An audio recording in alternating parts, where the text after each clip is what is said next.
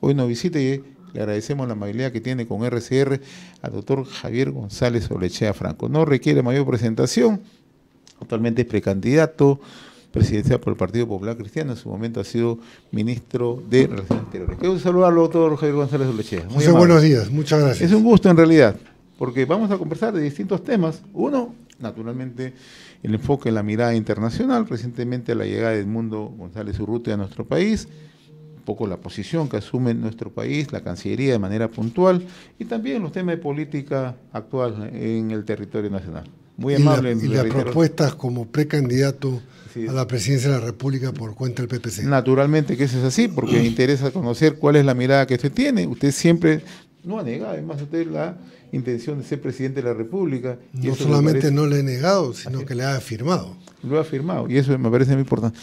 Empecemos por lo primero, la llegada de Edmundo González Urrutia. ¿Cuál es el significado que ha tenido la llegada? Pero además ha tenido, creo, un trato muy diferente con su persona. Ha sido una visita muy grata, recibida por la Presidenta de la República, quien le ha ofrecido una reunión especial, un almuerzo, y lo ha condecorado con la Gran Cruz del Sol.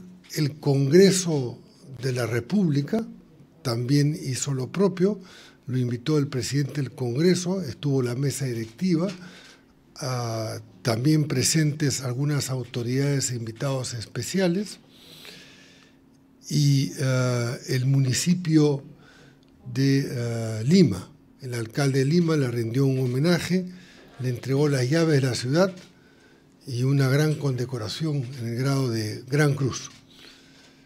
Y las circunstancias fueron muy gratas, ahí hay algunas imágenes, y ha tenido obviamente un trato preferente conmigo, porque yo le extendí una invitación a almorzar a mi casa con mi esposa Patricia, a él, a su señora, días antes. La aceptó de muy buen agrado y vinieron el jueves a almorzar, y acompañado por algunos miembros de su comitiva, 3 dirigentes de la comunidad venezolana en Lima y 2 invitados peruanos que le había sugerido. ¿Cómo usted resume la posición que ha ido adoptando gradualmente la Cancillería y el gobierno de Perú? Que es un tema muy importante. La primera posición fue la oficial que yo adopté en la conferencia permanente extraordinaria de la OEA tras el fraude. Porque hay que recordar, porque algunos dijeron que había sido el entusiasmo democrático de un canciller, otros, bueno, concretamente el primer ministro después trató de desautorizar. El sistema normativo peruano dice con toda claridad que el presidente de la República dirige la política exterior y el canciller la conduce, la coordina y la ejecuta. Esto es, que los dos estamos facultados, o estábamos, yo ya no soy canciller, facultados para suscribir cualquier instrumento internacional sin autorización previa, y compromete al Estado peruano, exactamente igual, con una declaración. De forma que cuando yo reconocí, tras la evidencia del fraude y la incapacidad material del régimen de Maduro, que ya se había proclamado vencedor, de demostrar su victoria con los votos, procedí a mencionar que Edmundo González era el presidente legítimo electo. Después vinieron algunos diletantes del gobierno presente, y finalmente, cuando Estados Unidos, el 19 de noviembre del año pasado, Anthony Blinken, secretario de Estado americano, desde su cuenta Twitter reconoció la victoria y la presidencia legítima electa de Edmundo González, ahí el gobierno comenzó a, digamos, matizar estas diferencias de origen que se produjeron tras mi salida del gobierno. Ahora, yo quiero y en buena hora. Ahora, La posición de la Presidenta de la República, ¿cómo la analiza? Bueno, ella, tras mi regreso de Washington y a solicitud de un ministro de Estado, de felicitarme por mi intervención en la OEA, aplaudió igual que todo el gabinete en Consejo de Ministros, y felicitando la posición peruana. Después, en una intervención pública en la Cancillería, me parece que con motivo de un evento especial en el que participó la Presidenta de la República, con motivo del Día del Diplomático, me parece el 3 de agosto, la Presidenta habló claramente del fraude venezolano, de manera que ella sí ha mantenido una posición bastante acorde a la realidad. Voy a hacer un paréntesis porque vamos a mostrar dos videos. Uno, un primer momento en la Municipalidad Metropolitana, donde llegó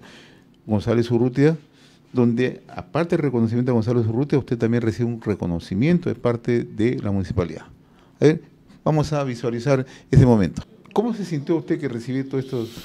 Bueno, la verdad que abrumado, ¿ya? Abrumado porque fue primero llamaron, el alcalde llamó a varios, después la intervención de él y de Edmundo González llamó a varias personas o personalidades al estrado para una foto colectiva, y al final me llamó a mí de forma singular. Y eso me parece que es un reconocimiento al trabajo que usted ha efectuado. Bueno, es un reconocimiento que yo le agradezco al alcalde, porque yo recuerdo con mucha gratitud que a los pocos días de dejar la Cancillería, sabiendo que yo estaba inscrito en otro partido, me ofrece la llave, la medalla de la ciudad, que normalmente está reservada para jefes de Estado visitantes, y al final, y está grabado delante de mucha gente, me dijo: Javier, el cargo te quedó chico, se refería a la Cancillería, y el Perú espera más de ti. Bueno, esas son palabras que hablan de la generosidad del alcalde de Lima, Rafael López Aliaga. Y otro momento ha sido en el Congreso de la República, ¿no?, donde usted también estuvo presente, ¿no?, donde vamos a escuchar justamente pasajes de lo que ocurrió en el Congreso de la República, doctor Javier González Arechea. República del Perú. Señoras,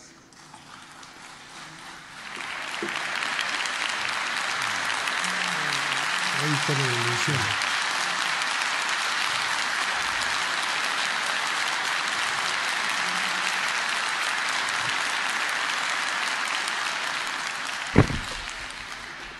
Yo traía a colación, señores, doctor, estos dos momentos de la República. Yo traía a colación estos dos momentos, doctor, por una razón muy elemental. Hace unos días usted escribió un artículo suyo en el Diario del Comercio, ¿no?, hace 3 semanas aproximadamente, donde le preguntaban: ¿hay manera de sacar a Nicolás Maduro del poder? Y usted responde: precisamente primero, no basta con sacar a Maduro, deben abandonar el poder y ser aislados de forma infranqueable al menos 20 criminales de la dictadura boliviana. O sea, esa es la situación en este momento, no solamente es Maduro. No solamente es Maduro, son 20 o más que están en la cúpula venezolana, y hay que tomar medidas tenazas. Y yo quiero precisar el por qué la insistencia que tenemos que tener los peruanos respecto a la defensa de la libertad venezolana. Porque es una vacuna que los peruanos tenemos que ponernos los electores para evitar que los castrochavistas tomen el poder y se atrincheren en él en el Perú. En adición, lo dije ayer en RPP por primera vez y ahora lo repito, es una cuestión de defensa nacional, porque Irán está presente con fondos, con amplia cantidad de dinero y con armas en Venezuela, promoviendo desde Venezuela la entrada ilegal por las fronteras colombianas, peruanas y ecuatorianas a radicales, delincuentes o islamistas fundamentalistas para petardear la democracia peruana, recordando que en su momento el proyecto RUNASUR, ese que alentaba Evo Morales, y que no ha abandonado, significaba el peligro de la escisión del territorio nacional. De manera que combatir por todos los medios la dictadura venezolana atañe a la defensa y al interés nacional y a nuestra integridad. O sea, para usted ese es un riesgo latente. No latente, Maduro no latente, sino... ya están penetrando por distintas fronteras.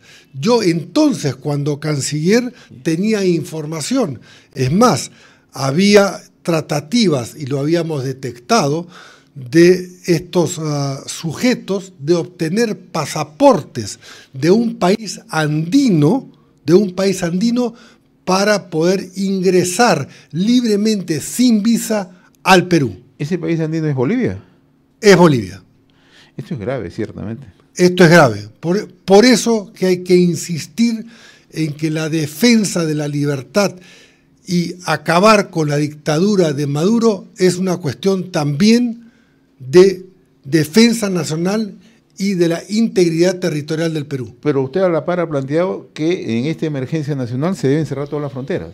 Se deben cerrar todas las fronteras a los efectos de esas personas, pero en adición, ayer avancé un poco más, porque las cosas hay que anunciarlas progresivamente y conforme a las circunstancias. Yo soy precandidato del PPC. En el caso de ser nominado candidato y contar con el voto favorable de la mayoría del país, voy a pedir facultades delegadas para promover una reforma constitucional y adicionar a las funciones de las Fuerzas Armadas las del control permanente de las fronteras y el apoyo permanente a la lucha contra la delincuencia transnacional, en el entendido que más de la mitad de los 24 o 26 delitos hoy modernos son transnacionales. Y entonces, claro, no nos damos abasto con la policía, no nos damos abasto con una fiscalía que muchas veces no hace lo que debe y hace lo que no debe, igual que el Poder Judicial. De manera que se pueda declarar el estado de emergencia permanente sin los plazos de 60 días. Miremos lo que pasó hace 2 o 3 días en vía El Salvador y lo que sucede cuando los estados de emergencia caducan en el plazo. Bueno, hay que adaptar las normas y en este caso modificar la Constitución a la realidad nacional. Y la urgencia de luchar y darle seguridad al país es la prioridad absoluta que el PPC como gobierno va a priorizar. Bien, usted ya me da pie justamente a abordar temas ya más de política interna, como precandidato presidencial del Partido Popular Cristiano. ¿Cómo está mirando el momento político? Mucho desorden político, hay bastante inestabilidad, cambios permanentes de ministro. ¿Cómo mira el panorama? Hay una acumulación de desaciertos por parte de ministros que no están a la altura de las circunstancias. Hay otros que no estando a la altura de las circunstancias y ya la montaña de desaciertos es inocultable esa montaña. Por ejemplo, el ministro del Interior, que ofreció hace 2 meses que de no resultar su plan se iría en breve, pues no ha cumplido su palabra. Yo lo he instado varias veces al ministro Santibáñez que renuncie. Antes de ayer ha anunciado que va a incorporar a 1000 efectivos con una capacitación de 1 mes. Yo me pregunto si eso es viable, si eso es suficiente. Evidentemente, el abordaje de la inseguridad que padecemos creciente y que sufrimos de manera dolorosa en todas partes del Perú, sin pausa, sin distinción, sin color, sin raza, sin barrio, necesita medidas radicales y que se pueden ir tomando desde ahora. Yo ya he ofrecido 2 de ellas al gobierno para que no las dilate. Por ejemplo, hay una vinculación directa entre los penales y los delincuentes. Bueno, en 15 días el batallón de ingeniería del ejército podría taponear todos los enchufes donde cargan los celulares los delincuentes, además de decomisarlos, intervenir y dejar obviamente los enchufes habilitados a los policías, intervenir día por medio todas las cárceles de alta seguridad, requisar absolutamente todo, intervenir todos los lugares de manera inopinada, en este sentido no anunciada, todos los lugares donde se venden armas, donde se venden repuestos, donde se venden celulares. Vale, es decir, yo no sé qué esperan para salir a las 2, 3 de la mañana, cercar todos los polvos azules, morados, naranjas, celestes, en donde está en el país. Por ejemplo, yo estuve en Arequipa la semana pasada y supe que de la frontera de Bolivia, de la frontera con Chile, vienen camiones enteros con fardos de ropa de contrabando, enteros. Pasan 500 kilómetros y la policía se hace la vista gorda. Mejor dicho, seguramente, y me comentaron, hay policías retirados que como premio los mandan a los comandantes y a los coroneles a cubrir esas rutas y obviamente deben estar recibiendo algún beneficio y entonces, claro, las cámaras serían implacables. Y yo solicito y exijo que intervengan las carreteras de Arequipa hacia la frontera de Bolivia y a la frontera de Chile, inmediatamente, y que intervengan las gobernaciones correspondientes fronterizas. Estamos dialogando con el doctor Javier González Olechea, exministro de Relaciones Exteriores, precandidato presidencial por el Partido Popular Cristiano. Usted forma parte del gabinete de Dina Boluarte. Y en el momento tenemos un panorama de esa desconexión total de la presidenta con la población, si un poco le echamos lectura a las encuestas. O sea, ¿por qué se ha llegado a ese nivel? ¿Cuál es la razón de fondo que la presidenta no puede engarzarse con la población? Usted viaja bastante. Usted recoge lo que es la agenda regional, la agenda provincial, los principales problemas. ¿La presidenta no tiene una lectura adecuada o la forma de gobierno no es la más adecuada? Yo conozco el Perú y he viajado por el Perú desde hace 40 años. Yeah. Y ahora lo hago obviamente como precandidato. La presidenta tiene un estilo de trabajo que no es eficiente. Yo se lo dije con todo respeto en su oportunidad. Escucha a mucha gente con opiniones contradictorias y muchas de ellas no tienen la más mínima idea de lo que están hablando. Es una persona que finalmente toma las decisiones, pero estas son tardías y no ofrecen resultados. Ahora, escuchar a mucha gente no significa tener una lectura adecuada. Escuchar a mucha gente, uno escoge a quién escucha. ¿Y a quién debe escuchar uno? Al que más sabe, no rodearse, en algunos casos, de gente que solamente quiere cantarle buena música al oído y decirle que si cambia un foco en la pared, es un ingeniero graduado en la NASA. ¿Cantarle al oído o conspiran? Cantarle al oído. Cantarle al oído. No me consta de conspiraciones. Ahora, el otro tema. Usted como precandidato está viajando bastante. ¿Siente que esa desconexión nos puede llevar a un tránsito bastante peligroso hacia el 2026? Nos está llevando. No lo siento, lo percibo y lo escucho en la calle.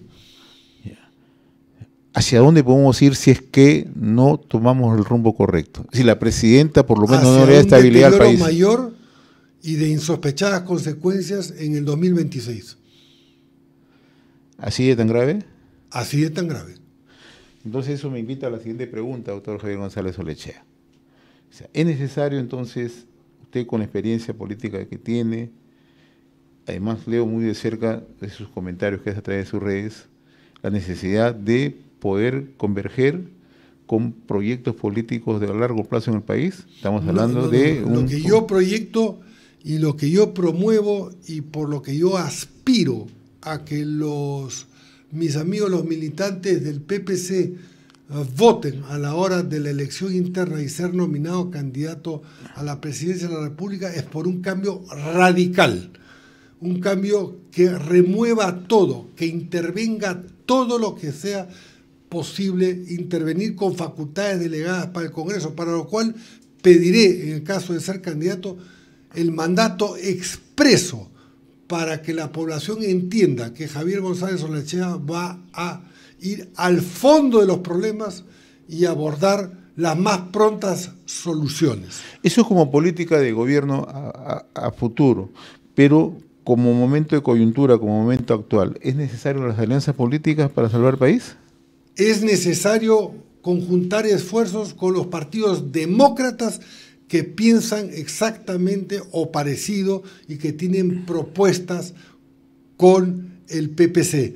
El PPC ha dado muestras y ahora está el señor Bedoya de Negri y el señor Mufarech llevando a cabo consultas con otros partidos democráticos para formar una alianza, un frente, de manera de tener mayores posibilidades de acceder al gobierno después de la primera vuelta y formar gobierno como se hace en Europa, sosteniendo esa alianza durante 4 años en el Parlamento, dejando al presidente una amplia facultad para elegir un número importante de ministros, pero que los demás partidos tengan, de acuerdo a la votación obtenida, la posibilidad de sugerir al presidente del Consejo de Ministros ternas de candidatos y así darle estabilidad y progreso económico y social. Sí. Inclusive hemos avanzado a más, José. Tras la reunión sostenida el 6 de enero por la cúpula, en la cúpula del PPC, yo me comprometí a alcanzar un borrador de acuerdo, algo histórico, en la medida que si se promueve y se suscribe, no tendría presidente ese país, para acabar con la repartija. Ese borrador de acuerdo está siendo en algo mejorado, porque obviamente toda propuesta es mejorada y va a ser anunciada próximamente por las autoridades del país. ¿Siente usted que el resto de colectividades políticas, partidos políticos afines, cercanos o de centro o de derecha, como se quiera, tienen esa voluntad de conjugar esfuerzos para evitar el saldo vacío en el país? De lo que yo entiendo hasta ahora y de lo que escucho por interpósitas personas, tienen la voluntad. Eso es un avance ya. Es un avance. ¿Cómo marcha la campaña? Usted está viajando permanentemente. Bueno, mi campaña se divide en 3 etapas. La primera, cuando decidí ser candidato, fue armar el equipo de campaña con un estratega, con un jefe de campaña, un jefe de medios, jefes de contenidos,